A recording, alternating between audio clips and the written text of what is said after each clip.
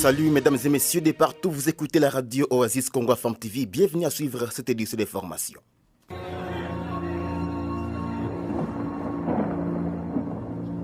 Oasis, la météo. Voici comment se présentent les prévisions météorologiques pour ce mardi 11 juin 2024 en ville de Béni. Lever du soleil 5h57, se coucher 18h06. Le vent courra à 10 km par heure l'avant-midi à direction sud et à la même vitesse l'après-midi. La température maximale sera ressentie à 27 degrés, la minimale à 18 degrés Celsius. Ces jours, le ciel sera nuageux accompagné des orages et d'averses. La météo prévoit un petit risque de pluie ce mardi de la ville de Béni. Prenez donc vos précautions. Belle journée à tous. Au sommaire, les bureaux administratifs de l'école primaire Mouito et 4 latrines ont été réduites en centre dans un incendie d'origine inconnue déclaré la nuit de dimanche à ce lundi. Cette école se situe dans le quartier Benengoulé 2 en ville de Béni. La situation sécuritaire demeure volatile dans le groupement Basso Hamadiou à territoire de Béni. Si après les récentes attaques des ADF ayant fait plusieurs morts, l'armée congolaise rassure sur sa détermination à sécuriser la population dans cette zone. Et à Ituri, au moins 5 détenus sont morts à la prison centrale de Mambasa depuis le début du mois de mai. Les mauvaises conditions de vie seraient à la base de cette situation selon les sources locales. Bienvenue au détail. Jeune, ton avenir est plein d'espoir. Mais une seconde de plaisir sexuel peut le gâcher à jamais. Sois sage. Ce journal est mis en onde par Roger Moutoukalo, présenté par Jires Kassongo. Un bureau et 4 latrines aux côtés de plusieurs documents ont été calcinés lors d'un incendie d'origine inconnue à l'école primaire Mouito, au quartier Benengoulé 2 dans la commune de Béou, en ville de Béni, la nuit du dimanche à Selanti. Cette information est confirmée par Kassere Kakiro, l'un des enseignants de cette école qui condamne cet acte incivique et demande aux personnes de bonne volonté, aux organisations humanitaires de venir en aide à cette école. Il appelle aussi les autorités compétentes à bien protéger la population et ses biens. On l'écoute. C'est avec amertume que nous sommes arrivés le matin à l'école et constaté que les bureaux étaient déjà brûlés. Nous sommes tellement déçus de cette situation. C'était de l'origine inconnue. Selon les voisins, c'était vers 4h à 5h du matin que les voisins ont constaté le fait. C'est dans ce bureau où nous déposions tous les documents de l'école. Tout a été réduit en centre. Il n'y a plus de références, même les certificats, les carnets des cotes, vraiment tout. Ici, nous manquons quoi faire. Même les parents sont à regret et vraiment c'est désolant. Premièrement, d'abord nous condamnons cet acte. Vraiment c'est un civique. Nous lançons un appel aux gens de bonne volonté de nous venir en aide. Comme nous avons tout perdu, nous leur demandons de fournir assez d'efforts pour que de tels actes ne se reproduisent plus. Le député provincial Koulevi Humbira Kade séjourne à la ville de Béni. Aussitôt arrivé, les meilleurs élus au niveau provincial de la ville de Béni s'est entretenu avec le maire policier de Béni à son office de travail. Les questions sécuritaires et développementales de la région ont été au cœur des échanges entre les deux hautes personnalités. À part les civilités du maire, le député provincial Koulevi Humbira Kade a visité différents sites d'entretien routier de la ville. D'autres détails avec Sixte Kalumendo. Les questions sécuritaires et développementales de la ville de Béni ont été au cœur des échanges entre Koulevi Humbira Kade et le maire de Béni, président du comité urbain de sécurité. Au sorti de l'audience lui accordée par les maires, les meilleurs élus provinciaux de Béni, Koulevi Humbira Kade a réitéré sa détermination d'œuvrer pour la paix et le développement. Le peuple est en train de traverser une situation difficile. Personne ne l'ignore. Notre discussion avec le maire de la ville a été essentiellement basée sur l'insécurité qui prévaut dans notre région. Nous avons noté des recommandations, on a échangé avec le maire. Quelque part, lui aussi se trouve dans une situation difficile et que nous devons mettre nos forces ensemble pour que nous puissions voir le gouverneur et monter même jusqu'au niveau des présidences pour trouver solution à nos problèmes ici. Le message d'espoir que je peux leur adresser, c'est seulement que nous allons nous battre. Ils nous ont élus pour ça. Le maire de Béni s'est dit très satisfait des échanges avec Koulevi Humbira Kade, très reconnu comme acteur de développement dans la région pour ses réalisations. Le commissaire supérieur principal Nyofondo Tekodal Jacob s'exprime à ces termes. L'honorable m'a rassuré qu'il va m'accompagner pour que j'arrive à la fin. Les recommandations je soumis à l'honorable, ce sont de recommandations sécurité. Je suis tellement satisfait. Dans la suite de sa mission ce même lundi, le représentant du peuple s'est imprégné de l'évolution des travaux d'entretien routier financés par le gouvernement gouvernement provincial du Nord Kivu. Sur la rue Jumulani à Malepe, tout évolue très bien, a-t-il constaté. L'homme des actions sans retour a été aussi sur la rue Julien Paluku, donnant l'accès à l'aéroport de Beni Mavivi, où il a constaté un arrêt des travaux et a promis s'impliquer pour qu'il ait relâche des travaux dans un futur proche. Autre chose à présent, la situation sécuritaire reste très volatile dans la majeure partie du groupement Basso Hamadiou à territoire de Béni. Cette situation est consécutive à l'attaque de plus de 10 villages dans cette partie par des combattants ADF depuis le mardi 4 mai dernier. Des sources locales parlent d'une centaine de civils qui ont déjà péri dans ces attaques.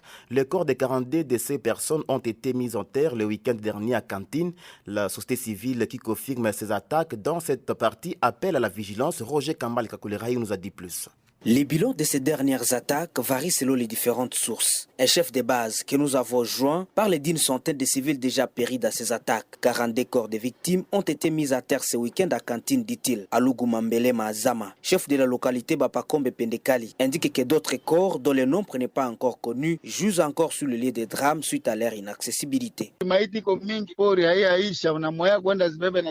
Plusieurs corps jusent encore sur le lieu des drames à Brousse. Il n'y a pas moyen de les évacuer parce que les ADF sont encore aux alentours. Et même aujourd'hui, ils ont tué des civils du côté de Makoussa vers Maïtundulu. Selon le de Kantine, environ 6 km. Nous avons alerté avant-hier, mais rien n'a été fait. 150 morts, c'est une estimation, parce qu'il y a plusieurs personnes qui sont portées disparues.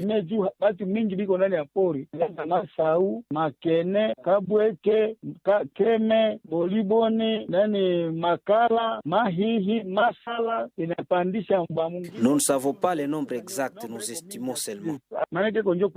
Cette autorité de base invite l'armée à déployer ses hommes dans les contrées récemment attaquées pour mettre hors d'état de nuire des assaillants ADF qui circulent encore en électro libre. La société civile du groupement Basso Hamadiou qui confirme ces attaques dans au moins 17 villages de la localité Bapakombe Pendekali indique que les signaux sont très rouges dans les villages Pandos, Maïtuntulu, Kima et Aviron. Justin Paluku Kavalami, président de cette structure, appelle à la vigilance dans les villages Malekesa, Katere, Balongi, Mine, Vatican, Ngandasina, Kiti et Aviron. Pendant ces temps, l'armée congolaise qui confirme ces attaques sans livrer un quelconque bilan parce que les assaillants ADF auraient profité de la confusion créée par les présumés Ouazaliens pour s'infiltrer dans la zone. Le lieutenant-colonel Mak Azuka Imongba, porte-parole du secteur opérationnel en Grand Nord qui s'est exprimé, est revenu sur la nécessité d'enregistrement de tous les membres des groupes d'autodéfense pour éviter des cas similaires.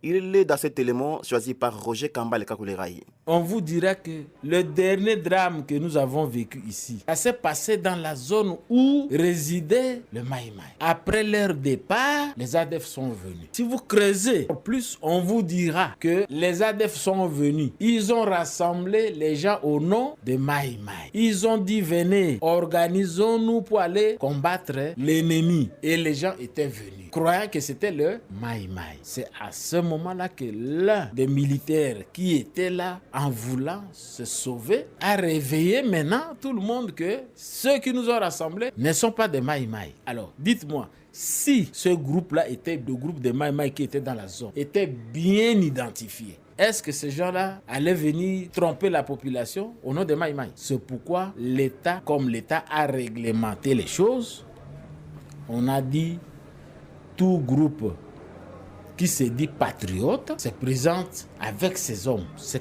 combattants. Et on les organise. On les organise parce que la loi dit qu'il est institué au sein des FARDC. C'est-à-dire que tout groupe armé, membre de la réserve armée de la défense, doit opérer sous le label de FARDC. S'il y a des groupes Maïmaï, on n'a pas interdit l'existence, mais on dit s'il y a un groupe patriote qui veut accompagner l'armée, que ce groupe-là se présente à nous. Voilà le sens du message du général commandant secteur.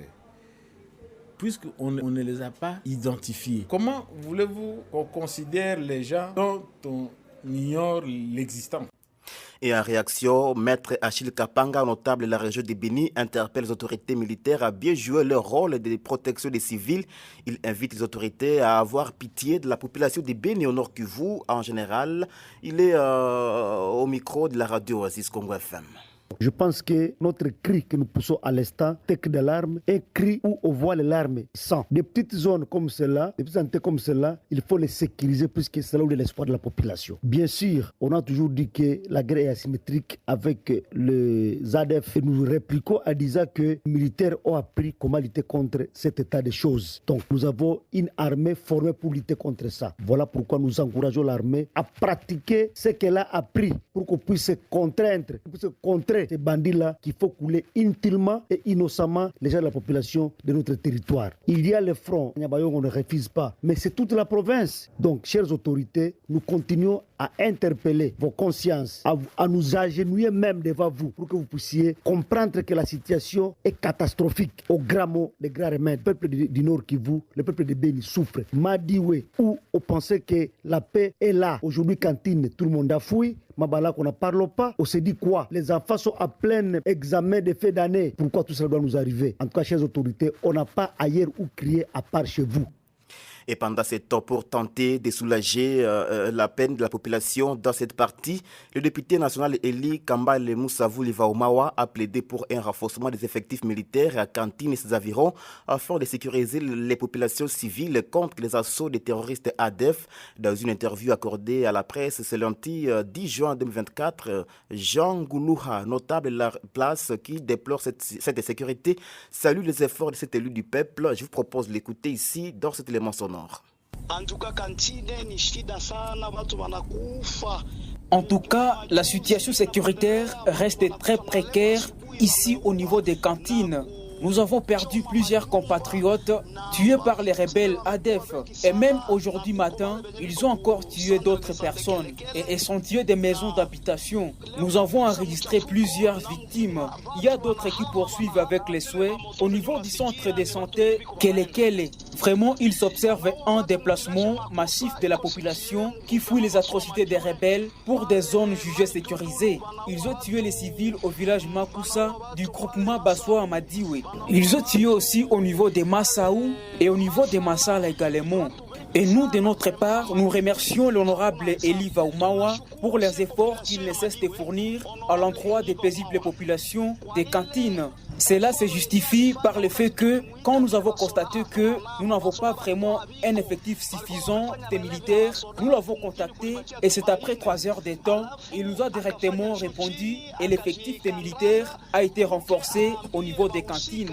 Franchement, il a fourni beaucoup d'efforts et ces renforcements des effectifs militaires venaient de rassurer le peu de populations qui y restaient encore. Cette attitude de l'honorable Eli Vaumawa de répondre au temps opportun rassure vraiment les paisibles populations sur leur sécurité.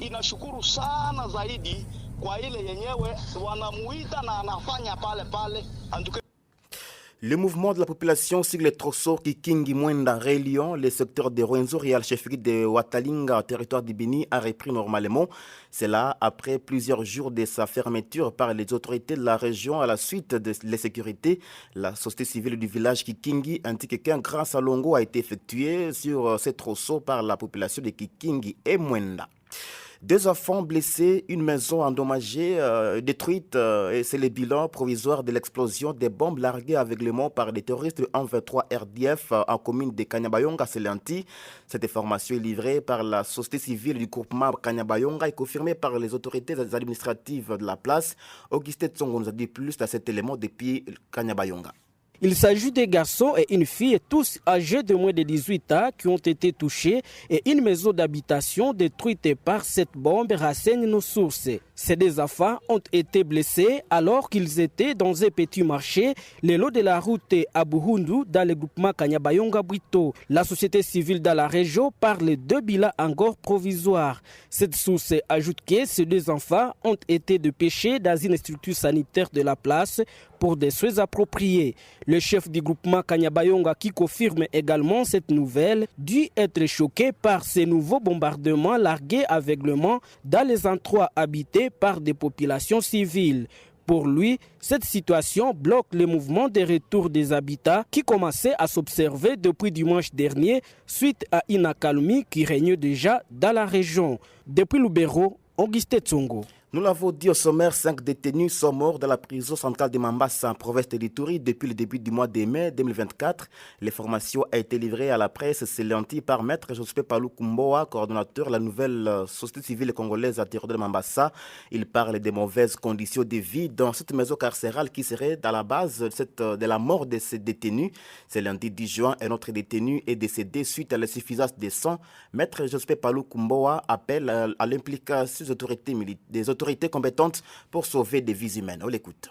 Depuis le début du mois de mai jusqu'aujourd'hui 10 juin, ça fait pratiquement 5 cas de décès que nous avons enregistrés. Et tous ces cas de décès dus aux mauvaises conditions de vie que les détenus sont en train de traverser au niveau de la prison centrale. Hormis ces cas de décès, aujourd'hui la prison centrale de Mambasa compte au moins 110 détenus qui sont dans un état très critique et qui nécessitent une intervention médicale d'urgence, à défaut de quoi nous allons commencer à enregistrer des cas de mort chaque jour. Et c'est très dangereux. Nous condamnons cette énième fois des cas de décès qu'on est en train d'enregistrer au niveau de la prison centrale. Nous condamnons également cette négligence que le gouvernement congolais, le gouvernement provincial est en train d'accorder vis-à-vis des détenus de la prison centrale de Mambasa. C'est pour la énième fois que nous sommes en train de dénoncer ces cas de décès, mais nous ne voyons aucune intervention de la part du gouvernement provincial ou du gouvernement national.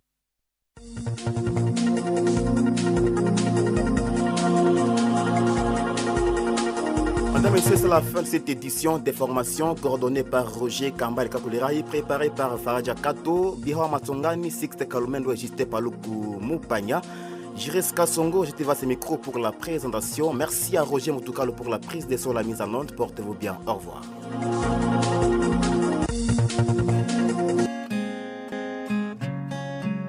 Ne devrait-il pas bénéficier d'une certaine compassion communautaire? Les gens semblent oublier qu'il s'agit d'un digne fils de la région, qui d'ailleurs a beaucoup fait dans la lutte contre le chômage. Nous sommes au royaume de là-bas à plein pèlerinage. Notre séjour se prolonge, oui, mais il est aussi émaillé par des faits rocambolesques.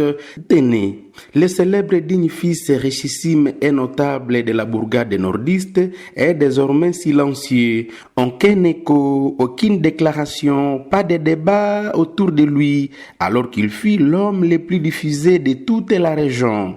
En lui seul, on pouvait compter une douzaine de cellules de communication. Jamais un individu n'a été diffusé comme le richissime célèbre notable dont nous faisons allusion ici.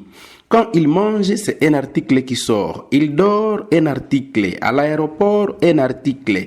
À la piscine, un article. Toute sa vie n'était que des articles pour essayer de les déifier, les rendre plus célèbres que personne. Pratiquement chaque 30 minutes, on devait tomber sur une publication les concernant, tantôt dans les réseaux sociaux, tantôt à la télévision ou encore à la radio. Mais voilà un trimestre bientôt, plus rien n'est dit autour de sa personne. Où est-il donc passé? Où sont les cellules de communication? Avec ses longues oreilles, le petit pèlerin a appris dans les trottoirs que l'homme est au cachot. Au cachot? Ou à détention préventive, en prison ou à résidence surveillée, toutes ces cellules de communication gardent silence et personne n'en parle, personne ne connaît. Pour rappel, le célèbre richissime notable nordiste est lui-même autorité morale, PDG, président du conseil d'administration, manager, attributeur, président fondateur. Cette liste de titres honorifiques n'est pas exhaustive.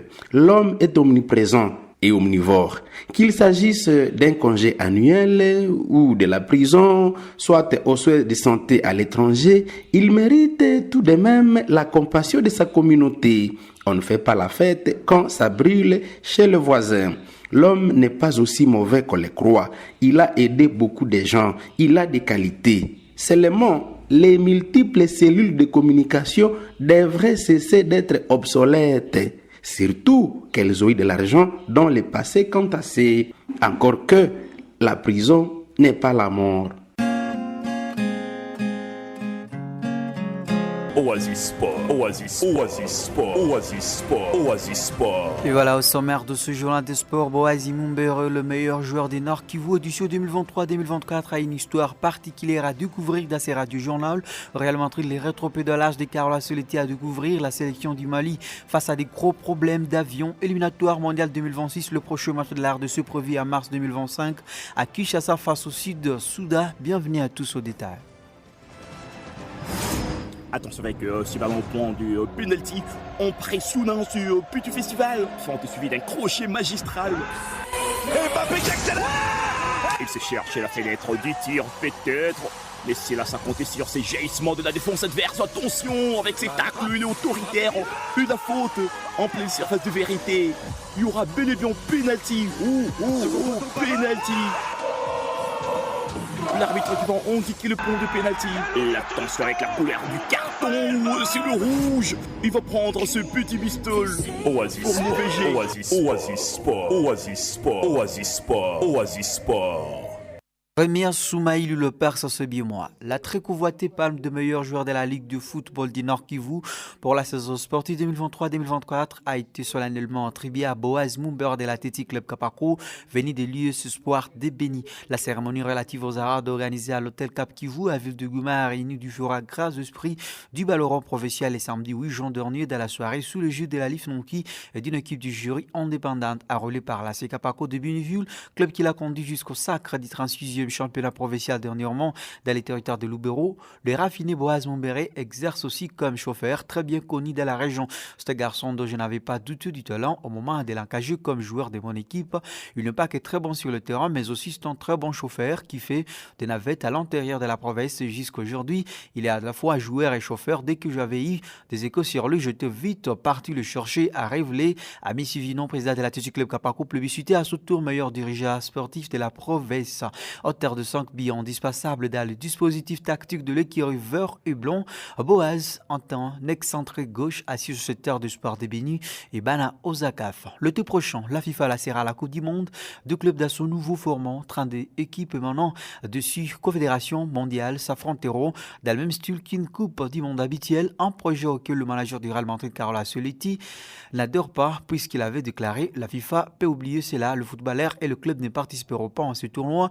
C'est le match de Madrid vaut 20 millions et la FIFA avait nous donné ce chiffre pour la simple du tournoi dans un entretien au journal italien Igloman. Mais via un communiqué publié sur le site officiel du club, les champions d'Espagne et d'Europe a démenti cette annonce forte lâchée par son manager. Dans la foulée, Carlo Ancelotti s'est également expliqué sur cette interview. Peu après le communiqué du Real Madrid, dans mon entretien avec Girona, me propose sur la Coupe du Monde des clubs de la FIFA n'ont pas été interprétés comme je l'attendais. Rien ne pourrait être plus éloigné de mon intérêt que de rejeter la possibilité de participer à un tournoi que je considère comme une excellente opportunité de continuer à lutter pour de gros titres avec le Real Madrid. Quatrième dans le groupe I des éliminatoires de la Coupe du Monde 2026, le Mali se retrouve à difficulté dans un groupe où retrouve Madagascar, le Comore, le Ghana, la République centrafricaine et le Tchad. Devant ces rachetés de la défaite des contre le Ghana jeudi dernier, l'équipe de Richel affronter Madagascar ce mardi dans un match déjà très important. Pour autant, la préparation du match est chaotique pour les Aigles. Devant se déplacer à Johannesburg, en Afrique du Sud pour disputer ce match, le Mali est confronté à des gros problèmes de météo qui auraient porté 3 fois leur vol, comme le révèle Sport News Africa. Ce lundi, le vol de ce terrain a été de nouveau annulé et la sélection va devoir prendre vol avec escale en Éthiopie qui va retarder ce trajet. Affrontant demain Madagascar à 15h, les Maliens devraient débarquer sur le sol sud-africain seulement quelques heures avant le match. Les Léopards de la République démocratique du Congo vont affronter l'équipe nationale du Sud-Soudan au mois de mars prochain au stade des martyrs de la Pentecôte dans les cadres de la 5e journée de éliminatoire de la Coupe du Monde 2026. Après avoir accroché le lieu de la terre en cas du Sénégal à Dakar contre 1 et battu le Supervieux du Togo à Kinshasa 15-0, le fauve congolais pourrait prendre la tête du groupe B si jamais il remportait à domicile cette rencontre contre l'équipe nationale sud-soudanaise. Juste après cette rencontre, ils seront réussis par les Mouraboutines à Nouakchott. La RDC actuellement 3e du groupe B avec 7 points, derrière le Sénégal et le Soudan qui comptent respectivement 8 et 7 unités. Mais le Soudan, qui a un match de moins, va se déplacer sur la pelouse du Sud-Soudan ce mardi dans le cadre de la 4e journée. Dans la nuit de dimanche à lundi, l'Argentine recevait le Qatar pour son dernier match de préparation à la Copa América. Le champion du monde réussi Ce test s'imposa sur la plus petite des marges en 15-0. Titulaire pour cette rencontre, Nigel Dumaria a inscrit l'unique but de la rencontre à la 48 minutes. El Fideo, qui dispute ce dernier match avec l'Albi Céleste, il a annoncé sa retraite internationale après la Coupe América. Ce milieu un sauveur, alors que Lionel Messi remplaça au coup de voix, n'a joué qu'un peu plus d'une demi-heure. Les Argentins affronteront la Guatemala samedi avant de disputer la Coupe América avec le Canada, le Pérou et le Chili dans ce groupe. Ce lundi 10 juin marque l'ouverture du mercato estival à France. L'Hexagone est le premier pays du top 5 européen à ouvrir ses portes sur le marché des transferts. L'Angleterre débute son mercato le 14 juin à la même date que le lancement de l'Euro, tandis qu'en Allemagne, Italie, Espagne, le mercato estival commence le 1er juillet. Le thème marqué par de nombreuses compétitions internationales, notamment l'Euro, Copa América, Jeux Olympiques voit son marché des transferts se clôturer le 30 août à 23h pour les 5 pays cités. De ce côté, l'Arabie Saoudite sera décalée par rapport au vieux continent du 17 juillet au 6 octobre. Prêté cette saison au Barça par l'Atlético de Madrid, Joao Félix, âgé de 24 ans, ne sait pas où il évoluera la saison prochaine. L'attaquant portugais a eu une saison mitigée avec les Catalans sur le plan statistique avec 2 buts, 7 passes décisives à 44 matchs, mais il souhaite tout de même continuer au FC Barcelone. Actuellement en sélection, Joao Félix a reconfirmé sa volonté de rester. Je suis prêté, cela ne dépend pas de moi. Mon plan est clair, j'aime Barcelone et je veux y rester. Cela dépend de plusieurs facteurs. Alors voyons ce qui va se passer, a-t-il expliqué aux médias portugais. Joao Félix a toujours un contrat jusqu'à 2029 avec le Colchonero. Avant dans une interview accordée à Ginois, Carlo Ancelotti avait affirmé que le Real Madrid ne participera pas à la nouvelle. De son côté, Ancelotti a nuancé des propos dans mon interview avec Lionel. Mes propos sur la Coupe du Monde des clubs de la FIFA n'ont pas été interprétés comme je l'attendais. Rien ne peut être plus éloigné de mon intérêt que de rejeter la possibilité de jouer un tournoi que je considère comme une grande opportunité de continuer à lutter pour des grands titres avec le Real Madrid, a écrit le Mister sur son compte X. C'est la fin de ce journal des sports. Merci à vous de nous avoir auditionnés. Merci d'avoir écouté ce journal. Vous pouvez le réécouter en visitant notre site internet www.radiooasis.cd. Jeune, ton avenir est plein d'espoir. Mais une seconde de plaisir sexuel peut le gâcher à jamais. Sois sage.